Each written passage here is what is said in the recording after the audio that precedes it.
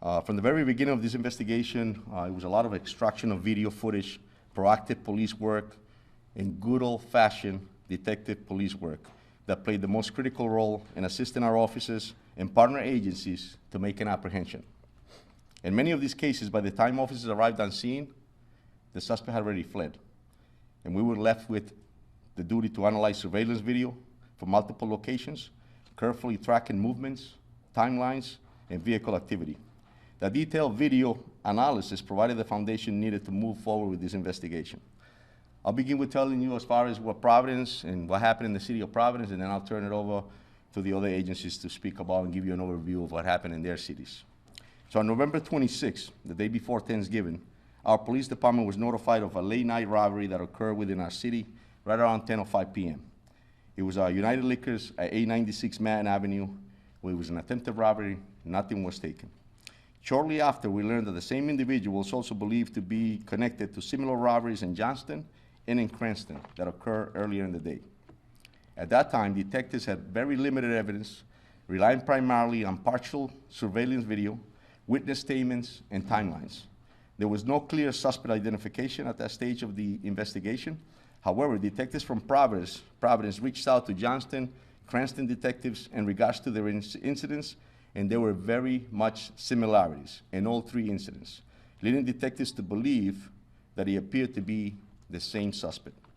On Sunday, November 30th, at approximately 4:40 p.m., a second business was robbed in our city, in Providence. This robbery occurred at the Gulf Station at 255 Reservoir Avenue in Providence. That also appeared to be the same suspect. The clerk at that robbery stated that the subject entered the store, he goes behind the counter, and then he demands money while he's holding some sort of metallic object to the back of this victim. Detectives again extracted video from this incident and the surrounding area. Detectives at that point were able to observe the subject on the video running away from the gas station on Reservoir Avenue. They also observed him jumping or getting into what appeared a large white truck, sort of a van, and he drove off. Detectives further analyzed that video, and which was sort of blurred, but they also observed that it was a vehicle, a potential vehicle that had the words Hertz, car rental, on the side of it. This incident provided more evidence in the investigation, and they were able to, at that point, obtain some physical description of the suspect and some detailed description of the vehicle involved. Using that information, detectives were able to cross-reference multiple video sources from our city and other municipalities, now narrowing down specific evidence on the vehicle and the suspect, such as that it was a rental van, and we also later confirmed that it was associated with the Amazon operations.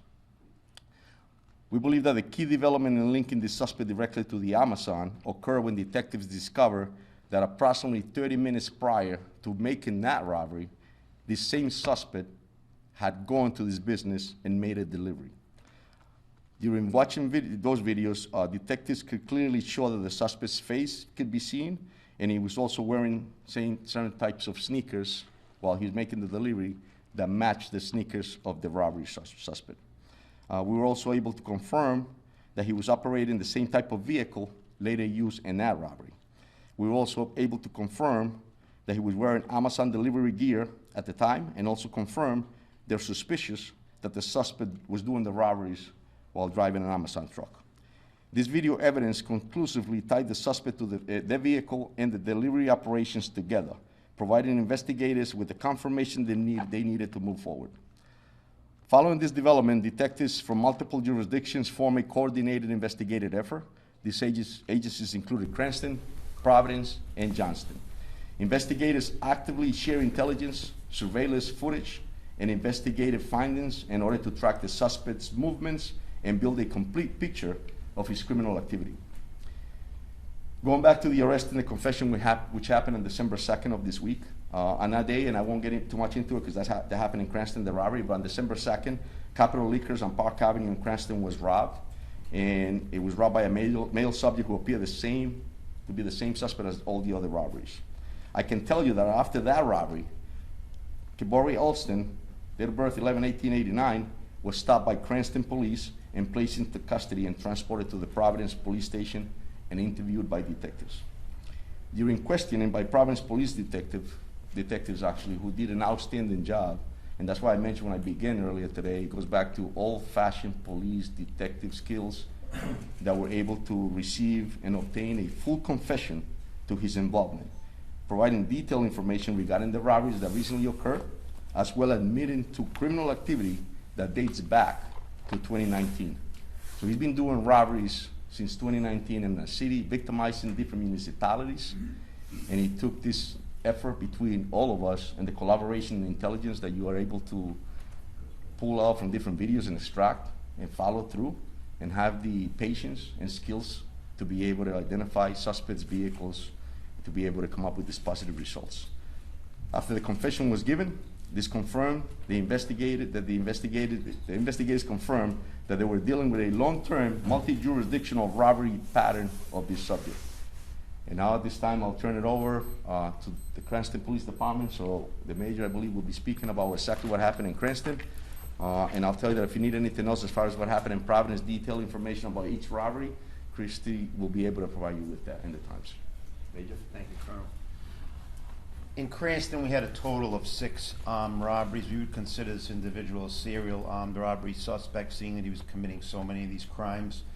It ranged from anywhere from, of the total of 6, there was gas stations that he had robbed, convenience stores and liquor stores, and in all of them, he displayed a sharp object, believed to be a knife. He made a threat to the cashier, and he made off with an undisclosed amount of money in all of these armed robbery cases.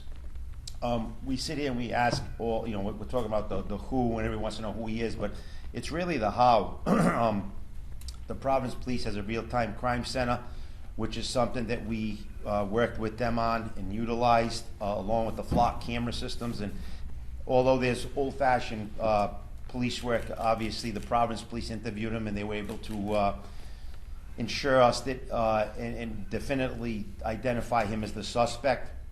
But that real-time crime center, when you look at that information, it's very refreshing and satisfying to see that without that information, we would have still been probably looking for him, and it speeds the process up. And now this individual can't terrify any more other suspects, or any other victims, I should say, any other businesses and so forth, because like the convenience stores and the gas stations and liquor stores, they all talk, and they were very, they were on edge when this was all happening. Obviously, they don't know who's going to be coming through the door next, and we just want to thank the Providence Police because of that real-time crime center, taking that information, identifying the person, the van, and so forth, because without that technology, modern-day technology, we'd probably still be boots on the ground, old-fashioned police work. Thank you. Any questions? I'm sorry. Just I'm going to turn it over to our police chief from Cranston, from Johnston. I'm sorry. Thank you, Colonel. Mark Vieira, Chief of Police for the Johnston Police Department. So our incident, we had a sole incident involving this suspect at approximately 5:30 a.m. on Wednesday, November 26th. Officers from the Johnston Police Department responded to a reported armed robbery at the Cumberland Farms located at 663 Killingly Street. Upon arrival, officers met with store employees and immediately began gathering information and reviewing video surveillance. Our investigation revealed that the suspect, a male dressed entirely in black, wearing a hooded sweatshirt and a black ski mask, entered the store, approached the counter. He kept one hand inside his pants pocket, implying he was armed, and he told the clerk, "Open the drawer or I will shoot." He then jumped over the counter, removed the cash from the register, and fled the store on foot. No firearm was displayed, and fortunately no one was injured.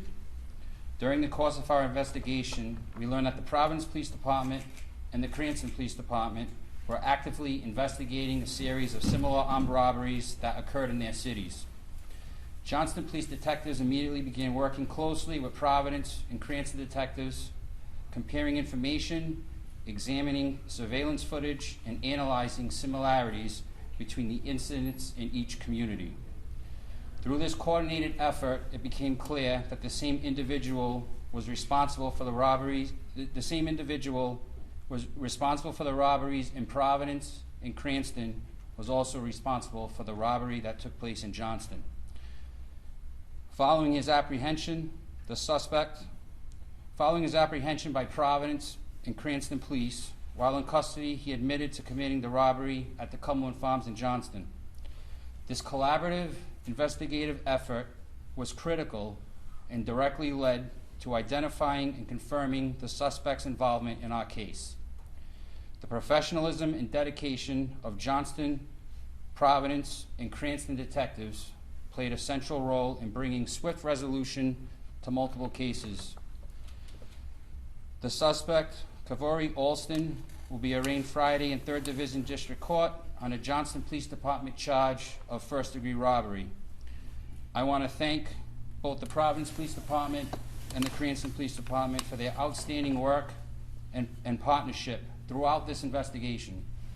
Their efforts in apprehending this individual were instrumental in resolving multiple cases and ensuring the safety of our communities. We remain committed to working closely with our neighboring law enforcement agencies to hold accountable anyone who threatens the safety of our residents and our businesses. Thank you. Thank you, Chief. Well said, and I'm just going to add as well that the collaboration goes beyond saying the mission of every law enforcement officer is to keep cities safe, protect life, and that's what was done here to make sure that this person who's responsible to victimize so many people and traumatize so many people is behind bars. Pat, you had a question? Sure. I wonder if any of you could elaborate on the role that the flock cameras played, specifically what data did they capture and how you utilize that. And then maybe just as a quick follow-up, when you've got 3 municipalities like this. I'm sorry, you have what? When you have 3 different municipalities Yep. involved, how do you adjudicate? Do you actually have separate trials for each event, or do you consolidate them, or are they held at the city level?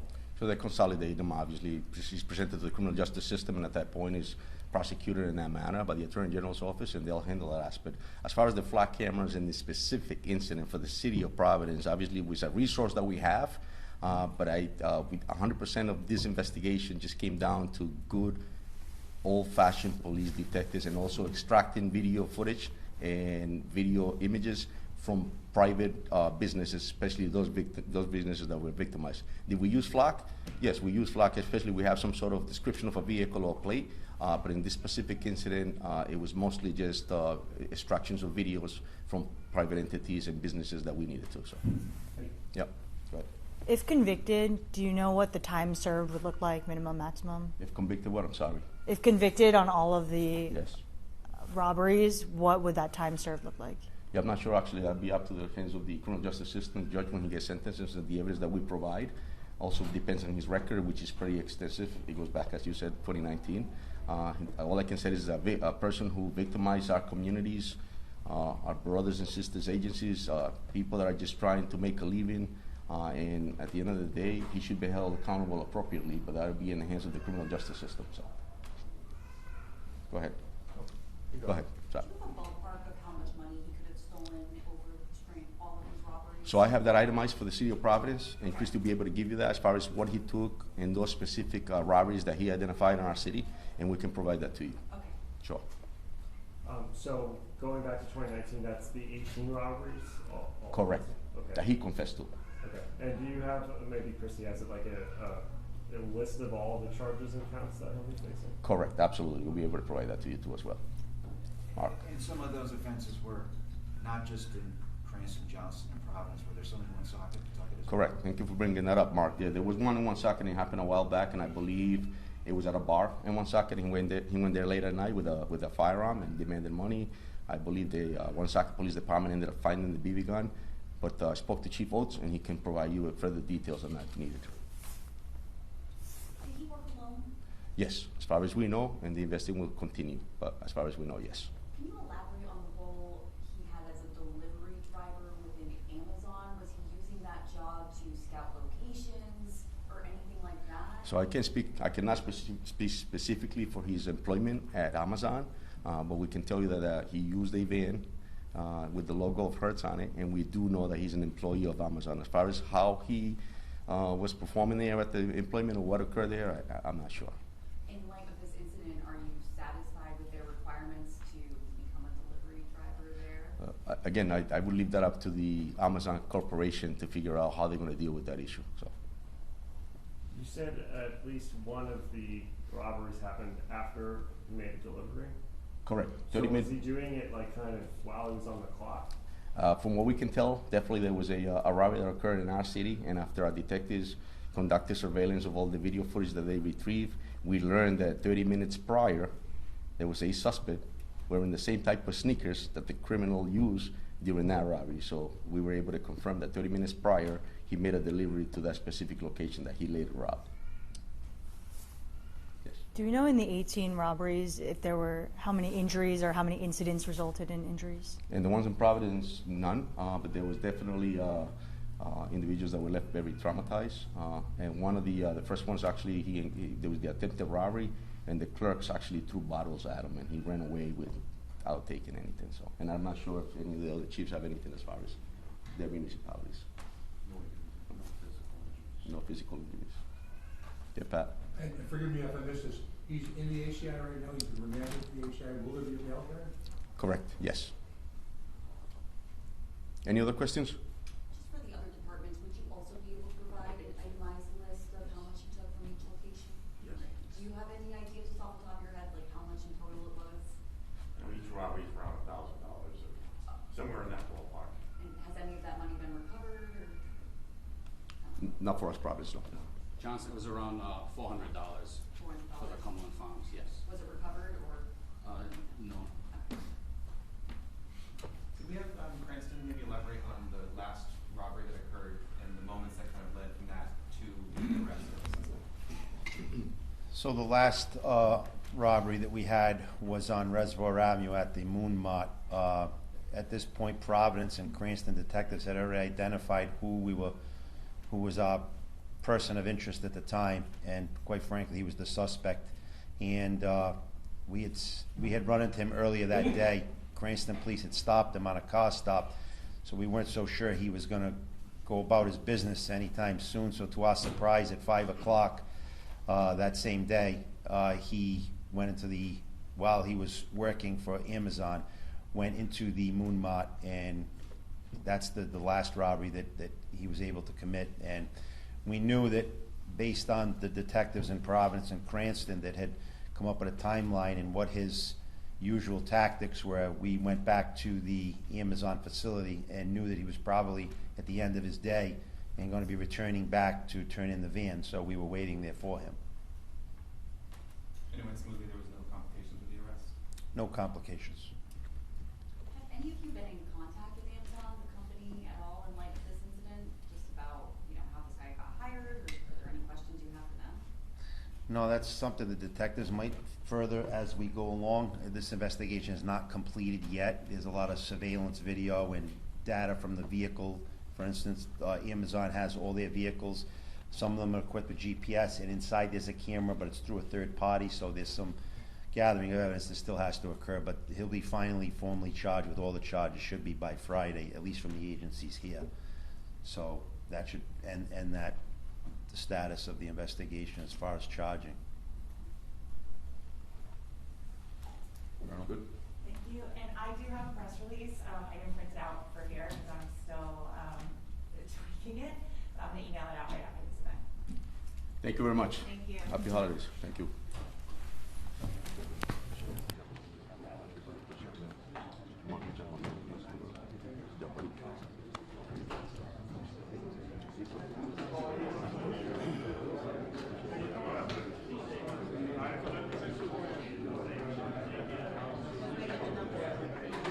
Oh, that's right. We'll go back there.